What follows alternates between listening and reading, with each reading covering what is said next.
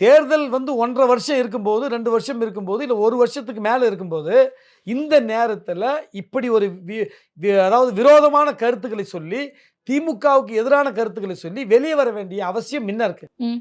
இப்ப இந்த திமுகவ விமர்சனம் செய்யணும்னு சொன்னா கூட, அது கட்சிக்குள்ள சொல்லணும். கட்சிக்கு விரோதமா சொல்லக்கூடாது. கட்சி டிக்ளேர் பண்ணுது. 2026ல் விடுதலை சிறுத்தைகள் கட்சி திமுகவோடு தான் கூட்டணி. நாங்க சொல்றோம். 2026 மட்டும் இல்ல. 2029லும் சரி. இந்தியா கூட்டணியில நாங்க தொடர போறோம். பிஜேபிக்கு எதிரா. அதனால இந்த கூட்டணி என்பது 2029 வரைக்கும் கூட வந்து இந்த கூட்டணி தொடரும்.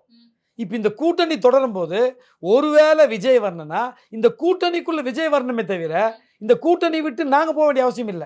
கமலஹாசன் மாதிரி விஜய் ஆயிட்டா, ஒருவேளை விஜய் நெனைக்கிற மாதிரி மக்கள் செல்வாக்கோடு, பெரிய செல்வாக்கோடு வந்தா பரவால்ல. அவருடைய செல்வாக்கு என்னன்னு தெரியாத போது, விஜயோட வந்து நாம வந்து போய் அரசியல் பண்ண வேண்டிய அவசியம் என்ன இருக்கு?